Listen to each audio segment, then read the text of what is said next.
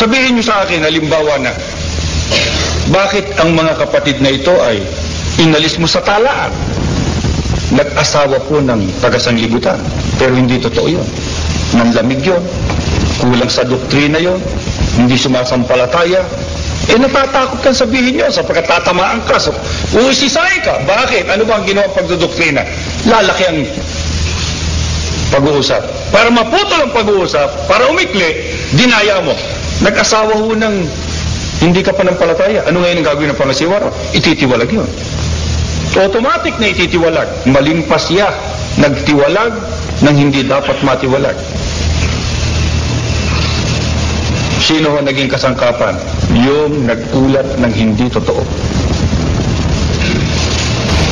Ano ang masamang ibubunga niyan doon mismo sa may katawan? Mas mabuti siguro. Ginagamit natin sa Iglesia Katolika itong talatang ito eh. Pero ngunit tatamaan kayo dito sa talatang ito sa Isaiah 5:20.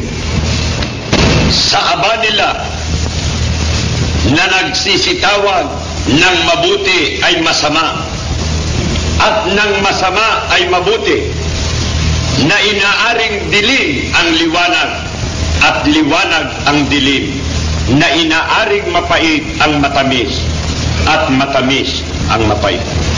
Yan eh, papel ni Satanas eh. At ng mga kasangkapan ni Satanas. Ginagamit natin yan pagka ipinililiwanag natin. Ang Iglesia Katolika ho ang gumagawa niya. Binabaliktad ho yung aral ng Diyos.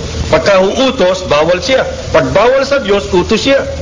Pag mabuti sa Diyos, masama sa Kanya. Pag masama sa Diyos, mabuti sa Kanya. Pag isa sa Diyos, marami sa Kanya. Pag marami sa Diyos, isa naman sa Kanya. Pabaliktad si Satanas. Ikaw ganyan din. Pagka yung mabuti, inyulat mo ng hindi mabuti, o yung masama, inyulat mo ng mabuti, yun din yun.